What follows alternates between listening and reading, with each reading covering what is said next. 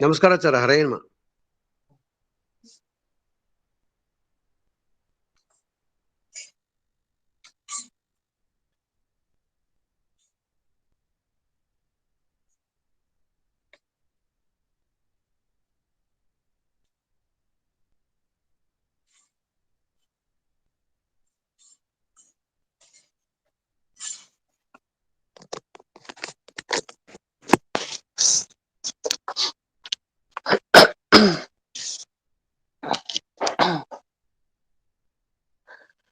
ಸುಮತಿವಿರನುಮೇಯಂ ಶುಭ್ರಕಾಯಂ ಸಖಾಯಂ ಸುಖಮಯಮನಪಾಯಂ ಮುಕ್ತ್ಯುಪಾಯಂ ವಿಭಾಯಂ ನೃಹಯಮಹಮಮೇಯಂ ಧ್ಯೇಯಮಾಮ್ನಾಯಗೇಯಂ ಸದಯಮಸದಜೇಯಂ ಶ್ರೀಸಹಾಯಂ ಭಜೇಯಂ ತಪಸ್ವಾಧ್ಯಾಯ ಶುಶ್ರೂಷಾ ಕೃಷ್ಣಪೂಜಾರತಂ ಮುನಿಂ ವಿಶ್ವೇಶಭಿಷ್ಟದಂ ವಂದೇ ಪರಿವ್ರಾಟ್ ಚಕ್ರವರ್ತಿನಂ ಶ್ರೀಗುರುಭ್ಯೋ ನಮಃ ಹರಿಃ ಓಂ.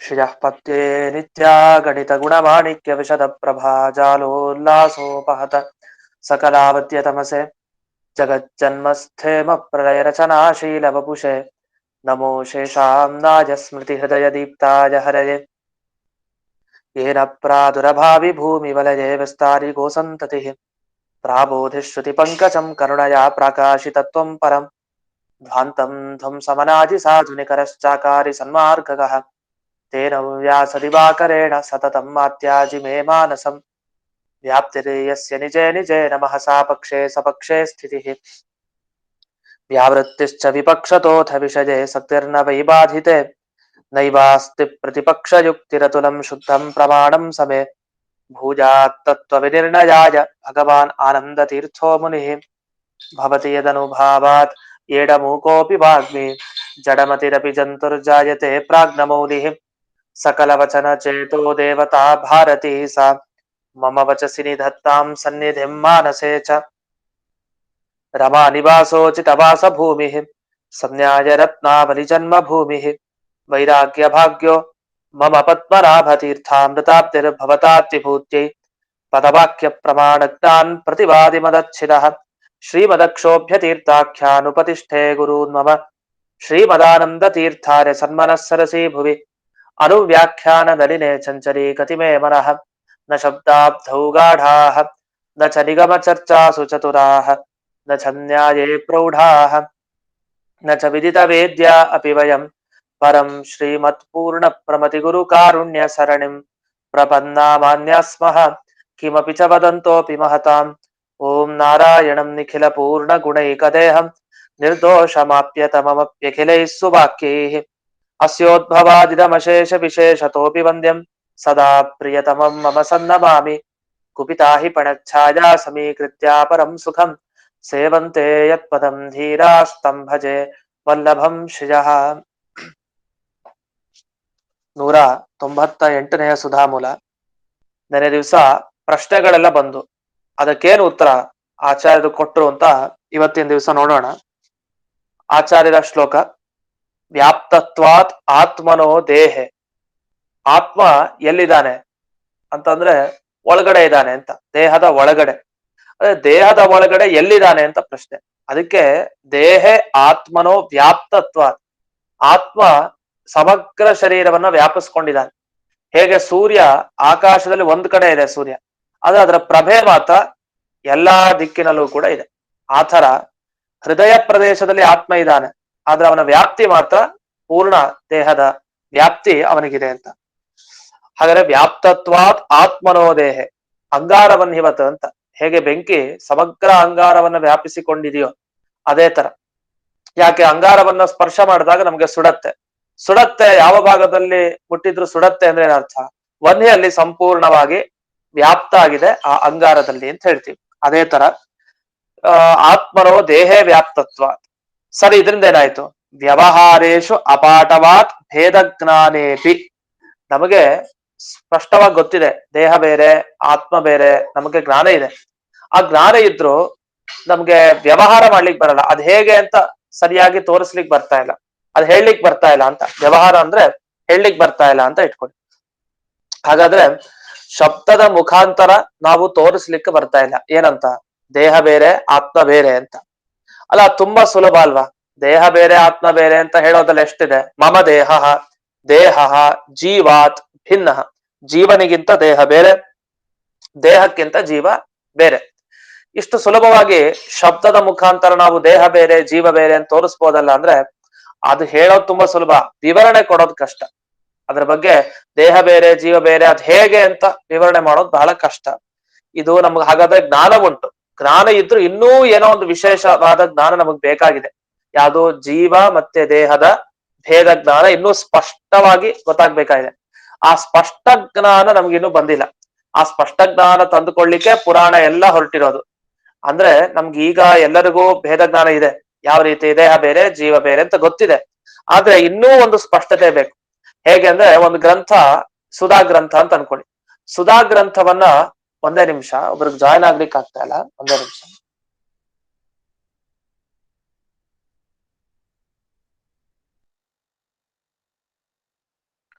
ಅದೇ ಅವರು ಮತ್ತೆ ರೀಜಾಯ್ನ್ ಆದ್ರೆ ನಿಮ್ಗೆ ಆಗ್ಬಹುದು, ಮತ್ತೆ ರೀಜಾಯ್ನ್ ಮಾಡಿ.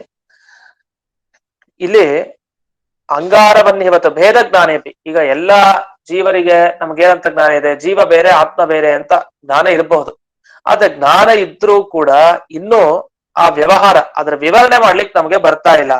ಯಾಕೆಂದ್ರೆ ನಮ್ಗೆ ಇವಾಗ ಸುಧಾ ಗ್ರಂಥ, ಇವಾಗ ಒಂದು ಸಲಿ ಓದ್ತೀವಿ ಸುಧಾ ಗ್ರಂಥ, ಒಂದ್ಸಲಿ ಓದಿದಾಗ ಸ್ವಲ್ಪ ಸ್ವಲ್ಪ ಅರ್ಥ ಆಗತ್ತೆ, ಮತ್ ಇನ್ನೊಂದ್ 2 ಸಲಿ ಓದಿದಾಗ ಇನ್ನೊಂದ್ ಸ್ವಲ್ಪ ಜಾಸ್ತಿ ಆಗತ್ತೆ. ಈ ತರ 10 ಬಾರಿ ಸುಧಾ ಗ್ರಂಥ ನಾವು ಕೇಳಿ ಕೇಳಿ ಅದನ್ನ ಓದಿದ್ರೆ ಆಗ ಅರ್ಥ ಆಗೋದ್ರಲ್ಲಿ ವ್ಯತ್ಯಾಸ ಬರುತ್ತೆ, ಸಹಜವಾಗಿ ಬರುತ್ತೆ. ಇದು ಯಾವುದೇ ಒಂದು ಸ್ತೋತ್ರ ಆದ್ರೂ ಅಷ್ಟೇ. ಒಂದ್ ಸ್ತೋತ್ರ ಪಾರಾಯಣ ದಿವಸ 1-2 ಸಲಿ ಮಾಡ್ತಾ ಇದೀವಿ, ಒಂದ್ 10 ಸಲಿ ಮಾಡಿದ್ರೆ ಅದು ದಿವಸ ಮಾಡ್ತಾ ಮಾಡ್ತಾ ನಮ್ಗೆ ಚೆನ್ನಾಗ್ ಅದು ನಮ್ಗೆ ತಲೆಗೆ ಬರುತ್ತೆ. ಅದೇ ತರ ಭೇದ ಜ್ಞಾನ ನಮ್ಗೆ ಚಿಕ್ಕ ವಯಸ್ಸಿನಿಂದಲೂ ಇದೆ. ನಾನು ಬೇರೆ ಅಲ್ಲ, ಮತ್ತೆ ನಾನು ಮತ್ತೆ ದೇಹ ಬೇರೆ, ನಾನು ದೇಹ ಒಂದೇ ಅಂತ ಈ ರೀತಿ ಜ್ಞಾನ ನಮ್ಗಿಲ್ಲ. ನಾನು ಬೇರೆ ದೇಹ ಬೇರೆ ಅನ್ನುವ ಜ್ಞಾನ ಇದೆ ನಮಗೆ. ಇಷ್ಟಿದ್ರು ಅದ್ರ ಸ್ಪಷ್ಟತೆ ಮಾತ್ರ ಬರ್ತಾ ಇಲ್ಲ. ನಾವು ಚಿಕ್ಕ ವಯಸ್ಸಿನಿಂದ ಇಲ್ಲಿವರೆಗೂ ನಮ್ಗೆ ಆ ಜ್ಞಾನ ಇದೆ, ದೇಹ ಬೇರೆ ಆತ್ಮ ಬೇರೆ ಅಂತ. ಆದ್ರೆ ಯಾರಾದ್ರೂ ಪ್ರಶ್ನೆ ಮಾಡಿದ್ರೆ ಅದನ್ನ ನಮ್ಗೆ ವಿವರಣೆ ಮಾಡ್ಲಿಕ್ಕೆ ಬರಲ್ಲ. ಅದಕ್ಕೊಂದು ಶಾಸ್ತ್ರದ ಅಪೇಕ್ಷೆ ನಮ್ಗೆ ಬೇಕಾಗತ್ತೆ. ಅದು ಹೇಗ್ ಬೇರೆ ಅನ್ಲಿಕ್ಕೆ, ಸ್ಪಷ್ಟವಾಗಿ ಹೇಳಲಿಕ್ಕೆ ಶಾಸ್ತ್ರದ ಅಪೇಕ್ಷೆ ಇದೆ. ಅಷ್ಟು ಶಾಸ್ತ್ರದ ಅಪೇಕ್ಷೆ ಪಡ್ಕೊಂಡ್ಮೇಲೆ ಒಂದು ದಿವಸ ನಮಗೆ ಒಂದ್ ರೀತಿ ಭಗವಂತನ ಸಾಕ್ಷಾತ್ಕಾರ ಆದಾಗೆ ನಮ್ಮ ದೇಹ ಮತ್ತೆ ನಾನು ಅಂದ್ರೆ ಜೀವ ಇಬ್ರು ಬೇರೆ ಅನ್ನೋದು ಒಂದು ರೀತಿಯ ಸಾಕ್ಷಾತ್ಕಾರ ಉಂಟಾಗತ್ತೆ, ಚೆನ್ನಾಗಿ ನಮ್ಗೆ ಗೊತ್ತಾಗತ್ತೆ. ಅದನ್ನ ಅದಕ್ಕೋಸ್ಕರ ನಾವು ಪುರಾಣ ಇತ್ಯಾದಿಗಳನ್ನ ಅಧ್ಯಯನ ಮಾಡಬೇಕು ಅಂತ. ಅದನ್ನ ಈ ನೆನ್ನೆ ಕೇಳಿದ ಪ್ರಶ್ನೆಗೆ ಉತ್ತರ ಅವ್ರು ಕೊಟ್ಟಾಯ್ತು. ಇಲ್ಲಿ ಈ ಶ್ಲೋಕದ ಪ್ರತಿಯೊಂದು ಶಬ್ದಗಳನ್ನ ಎಲ್ಲೆಲ್ಲಿ ಇಟ್ಕೊಳ್ಬೇಕು, ಶ್ಲೋಕದಲ್ಲಿ ಹೇಗೆ ಅರ್ಥ ಮಾಡ್ಕೊಳ್ಬೇಕು ಅಂತ ಬಿಡಿಸ್ತಾ ಇದ್ದಾರೆ. ಭೇದ ಜ್ಞಾನೇಪಿ ಚ, ಈ ಶ್ಲೋಕ ಆದ್ಮೇಲಿನ ಸುಧಾವಾಕ್ಯ ಓದ್ತಾ ಇದ್ದೀನಿ. ಭೇದ ಜ್ಞಾನೇಪಿ ಚ ಇತಿ ಚ ಶಬ್ದ ವ್ಯವಹಾರೇಶು ಅಪಾಠವಾಚ ಇತಿ ಸಂಬದ್ಧತೆ. ಅಂದ್ರೆ ಈ ಚ ಅನ್ನೋ ಶಬ್ದ ಏನಿದೆಯಲ್ಲ, ಭೇದ ಜ್ಞಾನೇಪಿ ಚ ಅಂತ ಏನ್ ಶಬ್ದ ಇದೆ, ಚ ಅನ್ನೋ ಶಬ್ದ, ಅದನ್ನ ಇಲ್ಲಿ ಚ ಶಬ್ದ ಇಲ್ಲಿ ಇಟ್ಕೊಳ್ಬೇಡಿ. ಭೇದ ಜ್ಞಾನೇಪಿ ಚ ಅನ್ನೋದು ಅದಕ್ಕೆ ಸಂಬಂಧ ಎಲ್ಲಿದೆ ಅಂದ್ರೆ ವ್ಯವಹಾರೇಶು ಅಪಾಠವಾತ್ ಚ ಅಂತ ಇಟ್ಕೊಡಿ ಅಂತ.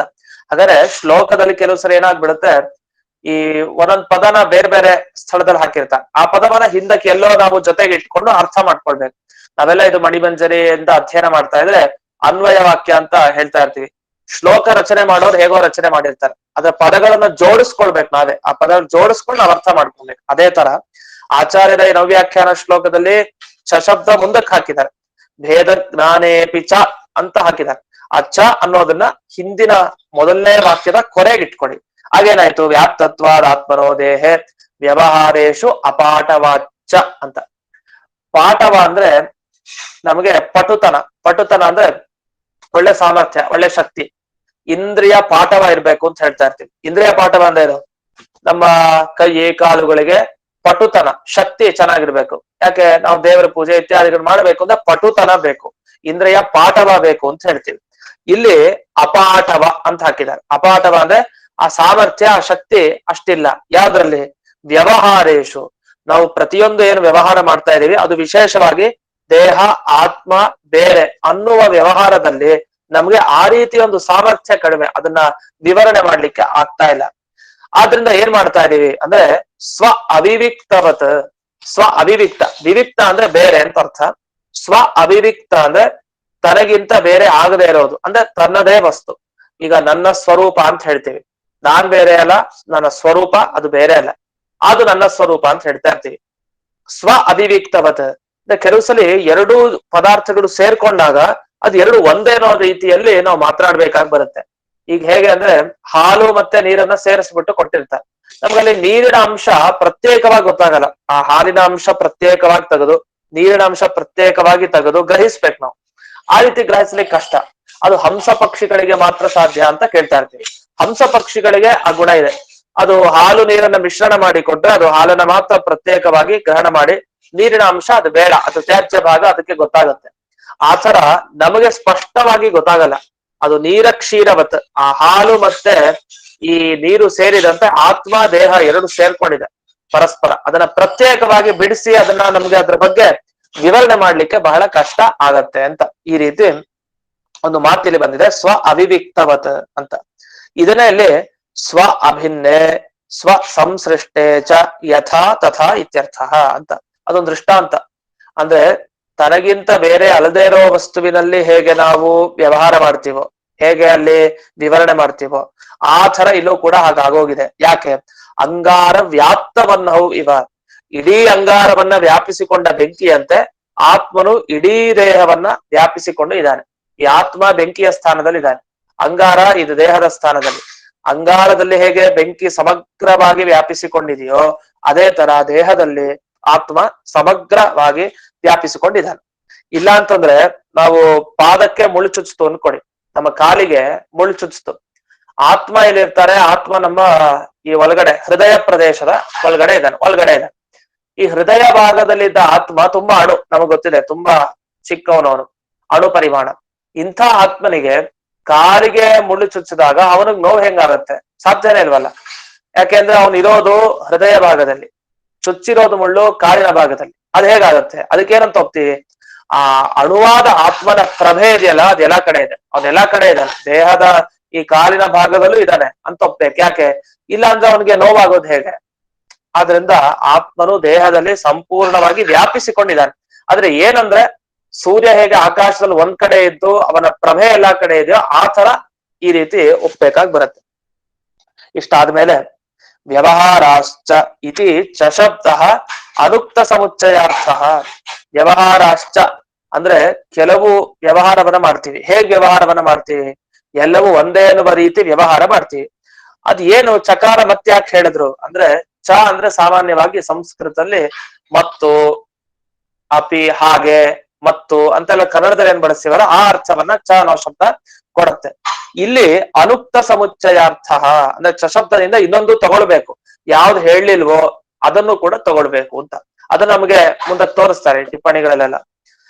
ಇದು ಮುಂದೆ ಇದೆಲ್ಲ ಏನಂದ್ರೆ ಶ್ಲೋಕ ಬರೆದು ಅವರು ಪ್ರತಿ ಪದ ಅವ್ರು ಬಿಡಿಸ್ತಾ ಹೋಗ್ತಾ ಇದಾರೆ ಜಯತೀರ್ಥರು. ಒಂದೊಂದ್ ಪದಕ್ಕೆ ಏನರ್ಥ, ಯಾವ ಶಬ್ದನ ಎಲ್ಲಿ ಇಟ್ಕೊಳ್ಬೇಕು ಅಂತ.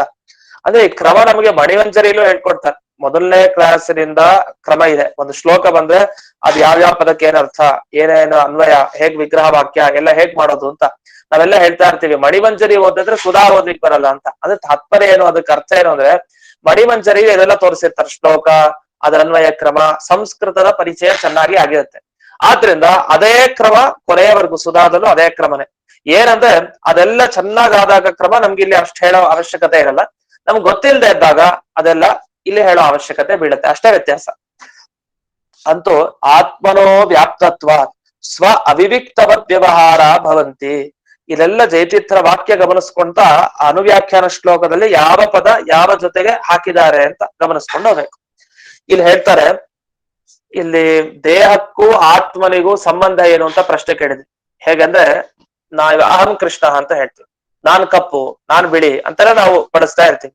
ಇಲ್ಲಿ ಈ ರೀತಿ ಯಾಕೆ ಬಳಸ್ತೀವಿ ಅಂದ್ರೆ ಏನೋ ಒಂದು ಪ್ರಯೋಜನ ಬೇಕು, ಈ ರೀತಿ ಬಳಸ್ಬೇಕು, ಏನೋ ಒಂದು ಸಂಬಂಧ ಇರಬೇಕು ಅಥವಾ ಹೋಲಿಕೆ ಇರಬೇಕು ಅಂತ ನೆನೆ ದಿವಸ ಬಂತು. ಉದಾಹರಣೆಗೆ ಸಿಂಹ ಮಾಣವಕ ಅಂತ ನೆನೆ ದಿವಸ ಬಂತು. ಸಿಂಹನೇ ಮಾಣವಕ, ಮಾಣವಕನೇ ಸಿಂಹ, ಈ ರೀತಿ ಎಲ್ಲ ಹೇಳ್ತಾ ಇರ್ತೀವಿ. ಸಿಂಹವೇ ಮಾಣವಕ ಅಂದ್ರೆ ಇದಕ್ಕೆ ಏನರ್ಥ? ಸಿಂಹವೇ ಮಾಣವಕ ಅಂದ್ರೆ ಆ ಮಾಣವಕ ಸಿಂಹನೇ, ಸಿಂಹದ ತರ ಇದ್ದಾನೆ ಅಂತ ಅರ್ಥ. ಹಾಗಾದ್ರೆ ಒಂದ ಹೋಲಿಕೆ. ಇಲ್ಲ ಗಂಗಾಯಾಮ್ ಘೋಷ, ಗಂಗೆಯಲ್ಲಿ ಹಳ್ಳಿ ಇದೆ ಅಂದ್ರೆ ಗಂಗೆಯ ಸಮೀಪದ ತೀರದಲ್ಲಿ ಹಳ್ಳಿ ಇದೆ ಅಂತ ಅರ್ಥ. ಇದು ಸಂಬಂಧ. ಇನ್ನು ಪ್ರಯೋಜನ ಏನು ಅಂದ್ರೆ ಗಂಗೆಯಲ್ಲಿ ಹಳ್ಳಿ ಅಂತ ಹೇಳೋದ್ರ ಅಭಿಪ್ರಾಯ ಎಷ್ಟು ಪವಿತ್ರ ಆ ಹಳ್ಳಿ ಅಂತ ತಿಳಿಸ್ಲಿಕ್ಕೆ ಸ್ವಲ್ಪ ವ್ಯತ್ಯಾಸ ಮಾಡಿ ಗಂಗಾ ತೀರದಲ್ಲಿ ಹಳ್ಳಿ ಇದೆ ಅಂತ ಹೇಳದೇನೆ ಗಂಗೆಯಲ್ಲೇ ಹಳ್ಳಿ ಇದೆ ಅಂತ ನಾವು ಹೇಳಿತ್ತು. ಇಷ್ಟೆಲ್ಲ ಒಂದೊಂದಕ್ಕೆ ಒಂದೊಂದು ಕಾರಣವನ್ನ ಕೊಟ್ಟಿದ್ದೀವಿ. ಅದೇ ತರ ಅಹಂ ಶುಕ್ಲ ಅಹಂ ಕೃಷ್ಣ ಅಂತ ಹೇಳ್ಬೇಕಾದ್ರೆ ಇಲ್ಲಿ ಏನ್ ತೋರಿಸ್ತೀರಿ ಅಂದ್ರೆ ಅದಕ್ಕೆ ಹೇಳ್ತಾರೆ, ಈಗ ಸಾದೃಶ್ಯಂ ಸಂಬಂಧೋಪ್ಯವಿಹಿತ ಒಂದು ಹೋಲಿಕೆ ಇದೆಯಂತೆ. ಏನ್ ಹೋಲಿಕೆ ಅಂದ್ರೆ ಏಕದೇಶತ್ವ ಲಕ್ಷಣಂ ಅಂತ ಬರೀತಾರೆ. 4ನೇಲೇನು ಇವಾಗ ಓದುದಲ್ಲ ಅಲ್ಲೇ ಇದೆ. ಏಕದೇಶತ್ವ ಲಕ್ಷಣಂ ಸಾದೃಶ್ಯಂ ಸಂಬಂಧೋಪ್ಯಭಿಹಿತ. ಅದು ಸಂಬಂಧವೂ ಕೂಡ ಇದೆ, ಆತ್ಮನಿಗೂ ದೇಹಕ್ಕೂ ಸಾದೃಶ್ಯವೂ ಇದೆ. ಈಗ ಅಂಗಾರವನ್ನು ಇವತ್ತು ದೃಷ್ಟಾಂತ ಕೊಟ್ರು. ಅಂಗಾರದಲ್ಲಿ ಬೆಂಕಿ ಇರುತ್ತೆ. ಬೆಂಕಿ ಎಲ್ಲಿದೆ? ಒಂದು ಕಡೆ ಇದೆ. ಏಕದೇಶ ಅಂತ ಹೇಳ್ತೀವಿ. ಏಕದೇಶ ಅಂದ್ರೆ ಒಂದು ಭಾಗದಲ್ಲಿ ಬೆಂಕಿ ಇರತ್ತೆ ಅಂತ ಇಟ್ಕೊಳ್ಳೋಣ. ಅದೇ ರೀತಿ ಆತ್ಮನು ಕೂಡ ದೇಹದಲ್ಲಿ ಎಲ್ಲಿದ್ದಾನೆ? ಒಂದು ಭಾಗದಲ್ಲಿ ಇದ್ದಾನೆ. ಅಷ್ಟ್ ಸಾಕಲ್ಲ, ಒಂದು ಸಂಬಂಧ ಇದ್ದೇ ಇದೆ. ಆತ್ಮನಿಗೂ ದೇಹಕ್ಕೂ ಸಂಬಂಧ ಅಂತೂ ಇದೆ. ಆಮೇಲೆ ಆತ್ಮ ಅವನ ಪ್ರಭೆ ಎಲ್ಲ ಕಡೆ ಇದೆ ಅಂತ ಆಮೇಲೆ ವಿಚಾರ. ಅಂತೂ ಆತ್ಮ ದೇಹದಲ್ಲಿ ಒಂದು ಕಡೆ ಇದ್ದಾನೆ, ಏಕದೇಶ ಸ್ಥಿತ ಒಂದು ಕಡೆ ಇದ್ದಾನೆ. ಅದ್ರ ಅಂತೂ ಸಂಬಂಧ ಬಂತು. ದೇಹಕ್ಕೂ ಮತ್ತೆ ಆತ್ಮನಿಗೂ ಒಂದು ಸಂಬಂಧ ಇದೆ. ಆದ್ರಿಂದ ಏನಾಯ್ತು? ದೇಹದಲ್ಲಿರುವಂತಹ ಬಣ್ಣಗಳನ್ನೆಲ್ಲ ಆತ್ಮನಲ್ಲಿ ಇರುವಂತೆ ನಾವು ವ್ಯವಹಾರ ಮಾಡ್ತಾ ಇದೀವಿ. ಅಹಂ ಕೃಷ್ಣ ಅಹಂ ಗೌರಹ ಅಂತ ಹೀಗೆ ಕರಿತಾ ಇದ್ದೀವಿ ಅಂತ. ಸರಿ, ಪ್ರಯೋಜನ ಏನು ಅಂತ ಬೇಕು ನಮಗೆ. ಯಾಕೆ ಎಲ್ಲ ಒಂದೇ ವಸ್ತು ಅಂತ ಆದ್ಮೇಲೆ ಯಾಕೆ ಈ ರೀತಿ ಬೇರೆ ಬೇರೆ ತರ ವ್ಯವಹಾರ ಮಾಡ್ತಾರೆ ಅಂತ. ಈಗ ಉದಾಹರಣೆಗೆ ಸೂರ್ಯ ಮತ್ತೆ ಅವನ ಪ್ರಭೆ. ನಾವು ಸೂರ್ಯ ಬೇರೆ ಅಲ್ಲ, ಅವನ ಕಿರಣಗಳು ಬೇರೆ ಅಲ್ಲ. ಸಮುದ್ರ ಬೇರೆ ಅಲ್ಲ, ಸಮುದ್ರದ ಅಲೆಗಳು ಅಲ್ವಾ ನೀರಿಂದ ಅಷ್ಟೇ, ನೀರಿನ ಒಂದು ಆಕಾರ ಅಷ್ಟೇ ಬಿಟ್ರೆ ಅದು ಅಲೆಗಳೆಲ್ಲ ಅದು ಸಮುದ್ರಕ್ಕಿಂತ ಬೇರೆ ಏನಲ್ಲ. ಮತ್ ಯಾಕೆ ಅದು ಸಮುದ್ರದ ಅಲೆಗಳು, ಸೂರ್ಯನ ಕಿರಣಗಳು ಅಂತ ಹೀಗೆ ಬೇರೆ ಬೇರೆ ಅನ್ನೋ ತರ ಮಾತಾಡ್ತೀವಿ. ಇಲ್ಲಾಂದ್ರೆ ಹೇಗೆ ಹೇಳ್ಬೇಕು? ಸೂರ್ಯನೇ ಕಿರಣಗಳು, ಕಿರಣಗಳೇ ಸೂರ್ಯ, ಅಲೆಗಳೇ ಸಮುದ್ರ, ಸಮುದ್ರವೇ ಅಲೆಗಳು. ಹೀಗೆ ಎರಡು ಒಂದೇ ಅನ್ನುವ ರೀತಿ ವ್ಯವಹಾರ ಮಾಡ್ಬೇಕಾಗಿತ್ತು, ಬೇರೆ ಬೇರೆ ಅಂತ ಕರಿತಾ ಇದೀವಿ. ಯಾಕೆ? ಏನೋ ಒಂದು ಪ್ರಯೋಜನ ಹೇಳ್ಬೇಕಲ್ವಾ. ಅಂದ್ರೆ ಅದು ವ್ಯವಹಾರೇಶು ಅಪಾಠವಾತ್. ಅದು ನಮಗೆ ಸರಿಯಾಗಿ ವ್ಯವಹಾರ ಮಾಡ್ಲಿಕ್ಕೆ ಬರ್ತಾ ಇಲ್ಲ, ಸರಿ ಮಾತನಾಡ್ಲಿಕ್ಕೆ ಬರ್ತಾ ಇಲ್ಲ, ವಿವರಣೆ ಕೊಡ್ಲಿಕ್ಕೆ ಬರ್ತಾ ಇಲ್ಲ. ಹಾಗಾಗಿ ನಾವು ಆ ರೀತಿ ಶಬ್ದಗಳನ್ನ ಅನಿವಾರ್ಯ ಬಳಸ್ತೀವಿ. ಒಂದು ಮಾತನ್ನ ಹೇಳ್ತಾರೆ, ಚೆನ್ನಾಗಿದೆ ನೋಡಿ, ಜಯತೀರ್ಥರ ಮಾತು. ನ ಪ್ರಯೋಜನ ಮುದ್ದಿಶ್ಯ ಲೋಕಾಹ ತಥಾ ವ್ಯವಹರಂತಿ ಕಿಂತು ವಿವಿಕ್ತ ವ್ಯವಹಾರೇಶು ಪಾಠವ ಅಭಾವಾದೇವ ಇತಿ. ಅಂದ್ರೆ ಅರ್ಥ ಕೆಲವ್ರಿಗೆ ಏನಂದ್ರೆ ಚೆನ್ನಾಗ್ ಅರ್ಥ ಆಗತ್ತೆ, ವಿಷಯ ಚೆನ್ನಾಗ್ ಅರ್ಥ ಆಗತ್ತೆ ಕೇಳಿದಾಗ. ಆದ್ರೆ ಬಾಯ್ ಬಿಟ್ಟು ಹೇಳಿದ್ರೆ ವಿವರಣೆ ಮಾಡ್ಲಿಕ್ಕೆ ಆಗಲ್ಲ, ಕಷ್ಟ ಆಗತ್ತೆ. ಹಾಗಾದ್ರೆ ಜ್ಞಾನ ಇರತ್ತೆ ನಮ್ಗೆ, ಆದ್ರೆ ಕೂಡ್ಸಿ ಏನಾದ್ರು ಒಂದು ವಿಷಯ ಹೇಳಿ ಇದರ ಬಗ್ಗೆ ಅನುವಾದ ಮಾಡಿ ಅಂತಂದ್ರೆ ನಮಗ್ ಕಷ್ಟ ಆಗತ್ತೆ. ಇದು ಯಾಕೆ ಅಂದ್ರೆ ವ್ಯವಹಾರೇಶು ಅಪಾಠವಾದ, ಅದು ಅಭ್ಯಾಸ ಮಾಡಿಲ್ಲ ನಮಗೆ. ಆ ಸಾಮರ್ಥ್ಯ ಸ್ವಲ್ಪ ಕಡಿಮೆ, ಹೇಳಲಿಕ್ಕೆ ಸಾಮರ್ಥ್ಯ ಕಡಿಮೆ, ಅದ್ರ ಅರ್ಥ ಮಾತ್ರ ಚೆನ್ನಾಗಿ ಆಗತ್ತೆ. ಅದಕ್ಕೇನ್ ಮಾಡ್ಬೇಕು? ಚೆನ್ನಾಗಿ ಅಭ್ಯಾಸ ಮಾಡ್ಲೇಬೇಕು. ಅಭ್ಯಾಸ ಮಾಡಿದ್ಮೇಲೆ ಆ ವ್ಯವಹಾರ ಮಾಡೋದು ಹೇಗೆ ಅನ್ನೋ ಪಟುತನ, ಒಂದು ಆ ಸಾಮರ್ಥ್ಯ ನಮಗೆ ಬರುತ್ತೆ. ಆದ್ರೆ ಇದು ಲೌಕಿಕವಾಗಿ ಯಾವ್ದೋ ಒಂದು ಕಥೆ ಹೇಳಲಿಕ್ಕೆ ಅಭ್ಯಾಸ ಒಬ್ಬ ಮಾಡ್ತಾನೆ, ಅರ್ಥ ಆಗತ್ತ ಅವ್ನಿಗೆ, ಹೇಳಲಿಕ್ಕೆ ಬರಲ್ಲ, ಅಭ್ಯಾಸ ಮಾಡ್ತಾನೆ, ಹೇಳ್ತಾನೆ.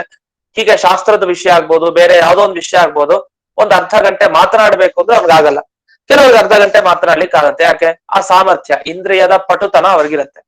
ಆದ್ರೆ ಈ ವಿಷಯದಲ್ಲಿ ಮಾತ್ರ ಎಲ್ರೂ ಸಮಾನ. ಯಾವ ವಿಷಯದಲ್ಲಿ? ಭೇದ ಜ್ಞಾನ ಇರೋ ವಿಷಯದಲ್ಲಿ ಮಾತ್ರ ಎಲ್ರೂ ಸಮಾನ. ಯಾರಿಗೂ ವ್ಯವಹಾರದಲ್ಲಿ ಪಾಠವ ಇಲ್ಲ. ಚೆನ್ನಾಗಿ ಮಾತನಾಡ್ಲಿಕ್ಕೆ ಬಂದ್ರು ಕೂಡ ದೇಹ ಆತ್ಮ ಬೇರೆ ಅನ್ನೋದ್ರ ವಿವರಣೆ ಕೊಡೋದಿದೆಯಲ್ಲ, ಸ್ಪಷ್ಟವಾಗಿ ವಿವರಣೆ, ಅಂತ ಅತಿ ಸ್ಪಷ್ಟತೆ ಅದು ಪುರಾಣಾದಿಗಳ ಅಧ್ಯಯನ ಮಾಡಿ ಮಾಡಿ ಮಾಡಿ ಮಾಡಿದ್ರೆ ಅದು ಅಂತಿಮವಾಗಿ ಸೂಕ್ಷ್ಮವಾಗಿ ಅದರ ಪರಿಚಯ ಮಾಡಿಕೊಡ್ಬೋದು. ಹೊರತು ಅವನಿಗೆ ಮಾಮೂಲಿ ಅಂತೆ ಅವನಿಗೆ ದೇಹ ಆತ್ಮ ಬೇರೆ ಅನ್ನೋದರ ವ್ಯವಹಾರ ಮಾಡ್ಲಿಕ್ಕೆ ಎಲ್ಲರೂ ಕೂಡ ಅಸಮರ್ಥರೇ ಆಗಿದೀವಿ. ಯಾಕೆ? ಇಂದ್ರಿಯ ಪಟುತನ ಕಡಿಮೆ. ಎಷ್ಟೇ ಗೊತ್ತಿದ್ರು ಆ ವಿಷಯ ಹೇಳೋದು ಬಹಳ ಕಷ್ಟ ಅಂತ. ನಾ ಪ್ರಯೋಜನ ಮುದ್ದಿಶ್ಯ ಲೋಕಾಹ ತಥಾ ವ್ಯವಹರಂತಿ.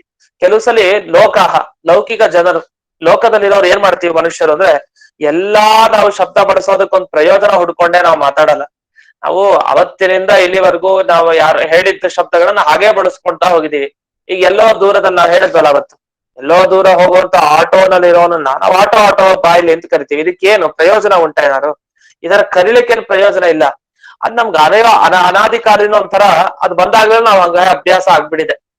ಆಟೋ ಅಂತ ಹಾಗೆ ನಾವು ಕರೆದು ಬಿಡ್ತೀವಿ. ಆ ಜಡ ವಾಚಕವಾದ ಶಬ್ದದಿಂದ ಚೇತನ ಅವನನ್ನ ನಾವು ಕರಿತಾ ಇರ್ತೀವಿ. ಹೀಗೆ ಅನೇಕ ಕಾಲದಿಂದ ಮಂಚಾಹ ಕ್ರೋಶಂತಿ ಗಂಗಾಯಾಮ್ ಘೋಷಃ ಸಿಂಹೋ ಮಾಣವಕಃ. ಇವನ್ ನೋಡಿ ಇವನು ಸಿಂಹ ಅಂತ, ಪಂಡಿತ ಸಿಂಹ ಅಂತ. ಅವನು ಸಿಂಹನೇ ಅಲ್ಲ, ಪಂಡಿತ ಸಿಂಹದಂತೆ ಅವನ ಪಾಂಡಿತ್ಯ, ಆ ಶೌರ್ಯ ಪರಾಕ್ರಮ ಅಷ್ಟಿದೆ ಅಂತ. ಹಾಗಾದ್ರೆ ಶಬ್ದಗಳನ್ನು ನಾವು ಬಳಸೋದು ನಮ್ಗೆ ತುಂಬಾ ಹತ್ರಕ್ಕಿದ್ದಾಗ ನಮ್ಗೆ ಅನುಭವ ಬರುತ್ತೆ. ಅದಕ್ಕೇನು ಪ್ರಯೋಜನ ಇಲ್ಲ.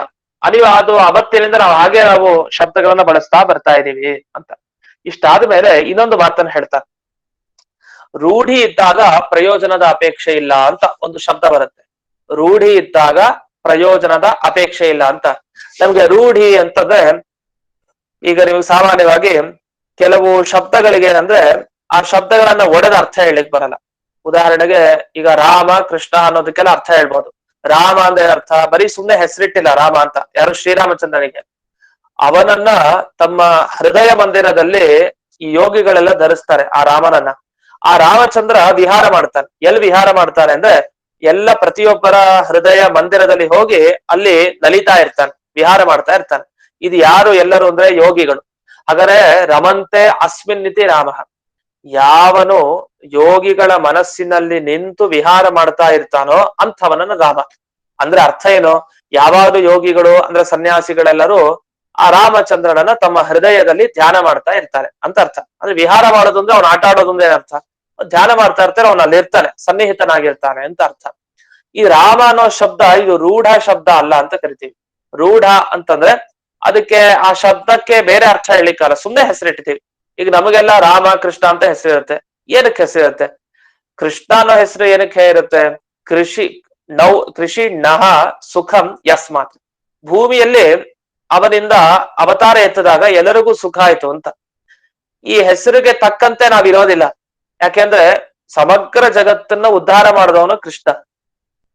ಹಾಗಾದ್ರೆ ಧರ್ಮ ಸಂಸ್ಥಾಪನೆ ಮಾಡಿದವನು ಕೃಷ್ಣ.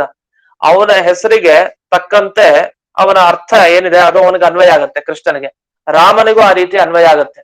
ಆದ್ರೆ ಲೌಕಿಕವ ನಾವು ರಾಮ ಕೃಷ್ಣ ಅಂತ ಏನೇನು ಹೆಸರಿಟ್ಕೊಂಡಿರ್ತೀವಿ, ಇದಕ್ಕೆ ಏನೋ ಅರ್ಥ ಇರೋದಿಲ್ಲ, ಸುಮ್ನೆ ರೂಢಿ ಕಲಿತಾ ಇರ್ತೀವಿ ಅಷ್ಟೇ ರೂಢಿಯಿಂದ ಅಂತ. ಈ ರೀತಿ ನಾವು ರೂಢಿ ಅನ್ನೋ ಪದವನ್ನ ಆ ಅರ್ಥದಲ್ಲಿ ಬಳಸ್ತೀವಿ. ಇನ್ನೊಬ್ಬನಿಗೆ ನಮ್ಗೆ ಶಾಸ್ತ್ರದಲ್ಲಿ ಸಾಮಾನ್ಯ 2 ಶಬ್ದ 3-4 ಶಬ್ದ ಬರ್ತಾ ಇರುತ್ತೆ. ಅದೇನು ಅಂದ್ರೆ ದೇವದತ್ತ ಅಂತ ಒಬ್ಬನ ಹೆಸರು, ದೇವದತ್ತ. ಚೈತ್ರ ಅಂತ ಒಬ್ಬನ ಹೆಸರು, ಮೈತ್ರ. ಯಜ್ಞದತ್ತ ಅಂತ 4 ಶಬ್ದ ಸಾಮಾನ್ಯವಾಗಿ ಈ ತರ್ಕಶಾಸ್ತ್ರ ಓದೋರ್ಗಂತೂ ತುಂಬಾ ಪರಿಚಯ ಇರುತ್ತೆ. ಈ ದೇವದತ್ತ ಅನ್ನೋ ಶಬ್ದಕ್ಕೆ ಏನರ್ಥ? ದೇವದತ್ತ ಅಂತ ಯಾರೋ ಒಬ್ಬನ ಹೆಸರು ಅಂತ ಕರಿತೀವಿ. ದೇವದತ್ತ ಅಂದ್ರೆ ದೇವರೇ ಕೊಟ್ಟಿದ ವ್ಯಕ್ತಿ, ದೇವದತ್ತ, ದೇವರೇ ಕೊಟ್ಟ ವ್ಯಕ್ತಿ ದೇವದತ್ತ ಅಂತ ನಿಜವಾಗಿ ಆ ಪದಕ್ಕರ್ಥ. ಆದ್ರೆ ಹಾಗೇನಿಲ್ಲ, ಇವನು ಬಂದಿದ್ದು ಮನುಷ್ಯನ ಗರ್ಭದಿಂದಲೇ ಹೊರಗೆ ಬಂದಿದ್ದು, ಇವನೇನ್ ದೇವತೆಯಿಂದ ಬಂದಿದ್ದಲ್ಲ ಹೊರಗಡೆ. ಆದ್ರಿಂದ ದೇವತಾ ಅಂಶನೂ ಅಲ್ಲ ಅವನು. ಆದ್ರೆ ದೇವದತ್ತ ಅಂತ ಇವನಿಗೆ ಕರೆಯೋದು ಯಾಕೆ? ಸುಮ್ಮನೆ ಹೆಸರಷ್ಟೇ, ಅದ್ರ ಅನ್ವರ್ಥ ನಾಮ ಅಲ್ಲ, ಅನ್ವರ್ಥ ಹೆಸರಲ್ಲ ಅದು. ಅದೇ ತರ ಯಜ್ಞದತ್ತ, ಯಜ್ಞದಲ್ಲಿ ಪ್ರಾದುರ್ಭವಿಸಿದ, ಯಜ್ಞ ಕುಂಡದಿಂದ ಹೊರಗೆ ಬಂದ್ರೆ ಅವನು ಯಜ್ಞದತ್ತ. ಅವನೇನು ಯಜ್ಞ ಕುಂಡದಿಂದ ಹೊರಗೆ ಬಂದಿರೋನಲ್ಲ, ಅವನು ಗರ್ಭದಲ್ಲೇ ತಾಯಿಯ ಗರ್ಭದಿಂದ ಹೊರಗೆ ಬಂದವನು, ಆದ್ರೂ ಅವನು ಯಜ್ಞದತ್ತ ಅಂತ ಕರಿತೀವಿ. ಅಂದ್ರೆ ಇವೆಲ್ಲ ಏನಾಯ್ತು? ಬರೀ ರೂಢಿ ಅಷ್ಟೇ. ಈ ಎಲ್ಲ ಶಬ್ದಗಳು ಈ ತರದೆಲ್ಲ ಬಳಸ್ತೀವಲ್ಲ ರೂಢ ಶಬ್ದಗಳನ್ನ, ಇದು ಬಳಸ್ಬೇಕಾದ್ರೆ ಪ್ರಯೋಜನದ ಅಪೇಕ್ಷೆ ಇಲ್ಲ. ಅದಕ್ಕೆ ನಮಗ್ ಪ್ರಯೋಜನ ಬೇಕು ಅಂತಿಲ್ಲ. ಈಗ ಉದಾಹರಣೆಗೆ ಗಂಗಾಯಾಮ್ ಘೋಷ ಅಂತ ಆಗ್ಲೇ ಹೇಳ್ದೆ. ಗಂಗೆಯಲ್ಲಿ ಹಳ್ಳಿ ಇದೆ ಅಂತ ಯಾಕೆ ಈ ತರ ನೀವು ಬಳಸ್ತೀರಿ ಅಂದ್ರೆ, ಗಂಗೆಯ ಹತ್ತಿರದ ಹಳ್ಳಿ ಇದೆಯಲ್ಲ ಅದು ತುಂಬಾ ಪವಿತ್ರ ಅಂತ ತಿಳಿಸ್ಲಿಕ್ಕೆ ಸ್ವಲ್ಪ ಶಬ್ದದಲ್ಲಿ ವ್ಯತ್ಯಾಸ ಮಾಡಿ ಗಂಗೆಯಲ್ಲೇ ಹಳ್ಳಿ ಇದೆ ಅನ್ನೋ ರೀತಿಯಲ್ಲಿ ನಾವು ಶಬ್ದವನ್ನ ಬಳಸ್ತೀವಿ. ಇನ್ನೊಂದು ಉದಾಹರಣೆ ಕೊಡೋದಿದ್ರೆ, ರಥೋಗಚ್ಚತಿ ಅಂತ ಒಂದು ಉದಾಹರಣೆ ಕೊಡ್ತಾರೆ ಸಂಸ್ಕೃತದಲ್ಲಿ. ರಥೋಗಚ್ಚತಿ ಅಂದ್ರೆ ರಥ ಹೋಗ್ತಾ ಇದೆ ಅಂತ. ಆದ್ರೆ ಹೋಗೋದು ಅಂದ್ರೆ ಹೋಗ್ಲಿಕ್ಕೆ ಬೇಕಾದ ಪ್ರಯತ್ನ ಆ ರಥದಲ್ಲಿ ಇಲ್ಲ.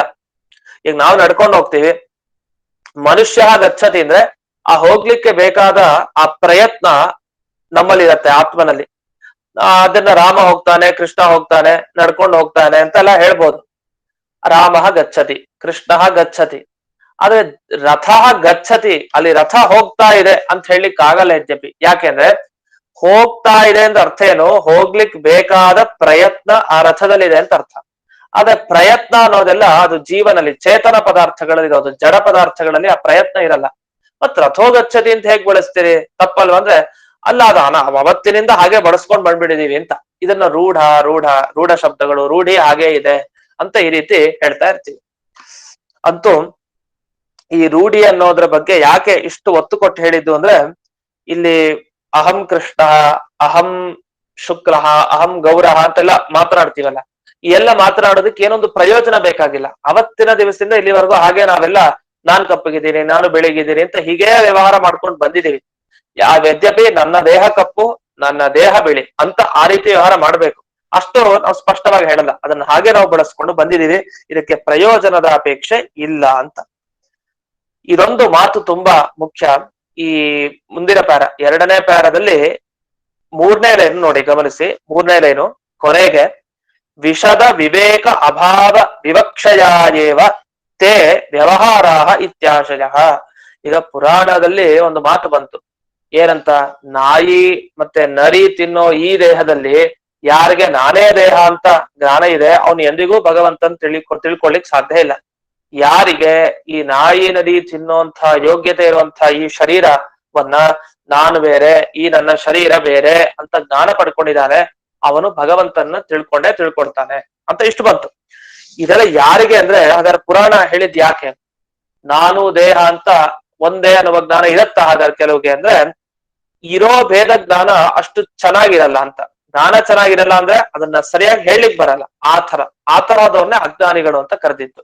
ಅಂದ್ರೆ ದೇಹ ಆತ್ಮ ಒಂದೇ ಅಂತ ತಿಳ್ಕೊಂಡಿದ್ದಾರೆ ಅಂದ್ರೆ ಅರ್ಥ, ಸರಿಯಾಗಿ ಹೇಳಲಿಕ್ ಬರ್ಲಿಲ್ಲ ಅಂದ್ರೆ ಅರ್ಥ, ಜ್ಞಾನ ಬಂದಿರೋದು ಉಪಯೋಗ ಇಲ್ಲ ಅಂತ ಅರ್ಥ.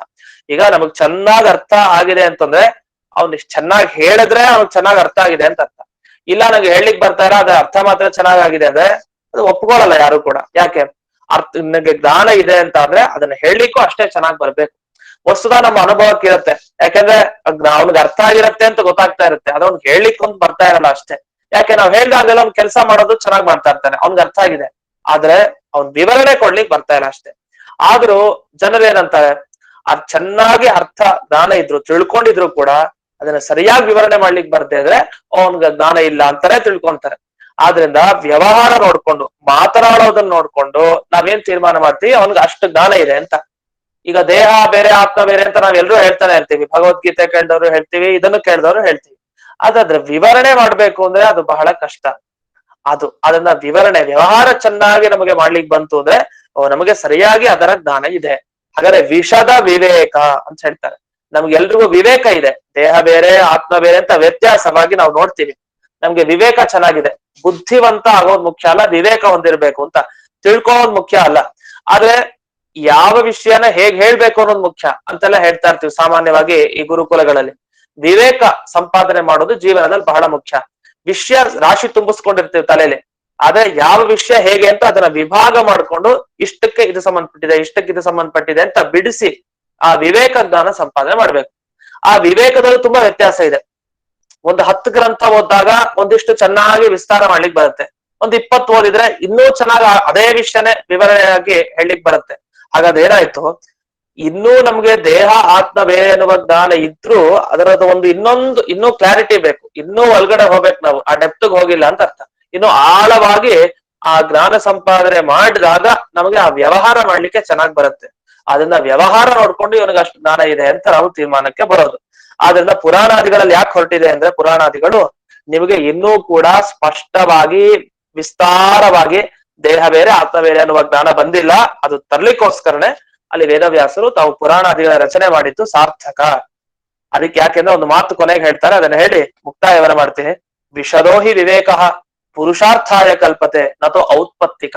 ಬಹಳ ಚೆನ್ನಾದ ಮಾತು, ಜಯತೀರ್ಥರ ಮಾತು ತುಂಬಾ ರತ್ನದ ಮಾತಿದು, ಬಹಳ ಒಳ್ಳೆ ಮಾತುಗಳು. ವಿಷದೋಹಿ ವಿವೇಕ ಪುರುಷಾರ್ಥಾಯ ಕಲ್ಪತೆ ನತೋ ಔತ್ಪತ್ತಿಕ ಅಂತ ಅವರ ಮಾತು. ಔತ್ಪತ್ತಿಕ ಅಂದ್ರೆ ನಿಮಗೆ ಈ ತುಂಬಾ ವಿಸ್ತಾರವಾದ ಜ್ಞಾನ ಅಪೇಕ್ಷೆ, ವಿಶಾಲವಾದ ಜ್ಞಾನ ಬೇಕು. 1-2 ಗ್ರಂಥ ಅಲ್ಲ, ಒಂದು 10 ಗ್ರಂಥ ಓದಿದ ಮೇಲೆ ಯಾವ ವಿವೇಕ ಬರುತ್ತೆ ನಮ್ಗೆ, ಅದೇ ನಮ್ಮ ಪುರುಷಾರ್ಥಕ್ಕೆ ಕಾರಣ ಹೊರತು ನತೋ ಔತ್ಪತ್ತಿಕ. ಸಹಜವಾಗಿ ನಮಗೆ ಜ್ಞಾನ ಇದೆ ದೇಹ ಬೇರೆ ಆತ್ಮ ಬೇರೆ ಅಂತ, ಅದು ಹುಟ್ಟಿದಾಗಿನಿಂದಲೂ ಕೂಡ ಎಲ್ರಿಗೂ ಇದೆ. ಸಹಜವಾಗಿರೋ ಆ ಜ್ಞಾನ ಅದು ನಮ್ಮ ಪುರುಷಾರ್ಥಕ್ಕೆ ಕಾರಣ ಅಲ್ಲ. ನಮ್ಗೆ ಒಳ್ಳೆ ಪುರುಷಾರ್ಥ ಸಿಗಬೇಕು ಅಂದ್ರೆ ವಿಷದ ವಿವೇಕ, ಬಹಳ ವಿಸ್ತಾರವಾದ ವಿಸ್ತಾರವಾದ ಜ್ಞಾನ ಬೇಕು, ಆಳದ ಜ್ಞಾನ ಬೇಕು. ವಿಸ್ತಾರತೆ ಬರಬೇಕು ಅಂದ್ರೆ ಆಳ, ಅದ್ರ ಜೊತೆಗೇನೆ ಅದು ಕೂಡಿರತ್ತೆ.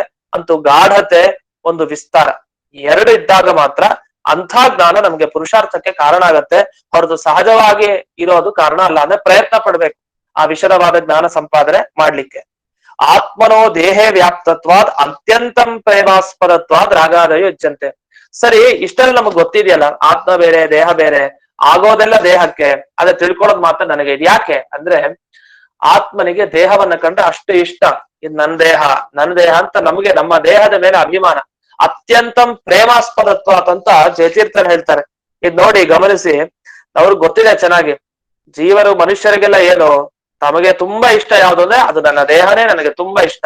ನಿಜವಾಗ್ಲೂ ಅತ್ಯಂತಂ ಪ್ರೇಮಾಸ್ಪದ ಅಂತ ಯಾರ ಬಗ್ಗೆ ಹೇಳ್ಬೇಕು? ಭಗವಂತನ ಬಗ್ಗೆ ಹೇಳ್ಬೇಕು ನಾವು. ನಮಗೆ ತುಂಬಾ ನಮ್ಮ ಪ್ರೀತಿಗೆ ವಿಷಯ ಯಾರೋ ಆ ಭಗವಂತ. ಅಷ್ಟು ಪ್ರೀತಿ ಭಗವಂತನ ಕಂಡ್ರೆ ಅಂತ ಹೇಳ್ಬೇಕು. ಆದ್ರೆ ಪ್ರತಿಯೊಬ್ಬ ಆತ್ಮನಿಗೂ ತಮ್ಮ ತಮ್ಮ ದೇಹದಲ್ಲಿ ಅತ್ಯಂತಂ ಪ್ರೇಮಾಸ್ಪದತ್ವ ಅಂತ ಜಯತೀರ್ಥರು ಬರೀತಾರೆ. ಅದನ್ನ ರಾಗಾದಯೋ ಯುಜ್ಯಂತೆ ಏವ.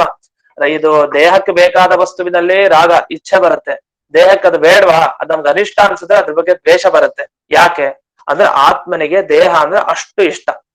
ಇದೇ ಇಲ್ಲಿ ಕಾರಣ ಆಗಿದೆ ಅಂತ ಪ್ರತಿಯೊಂದು ಪ್ರಶ್ನೆಗಳಿಗೂ ಇಲ್ಲಿ ಉತ್ತರ ಬಂದಿದೆ.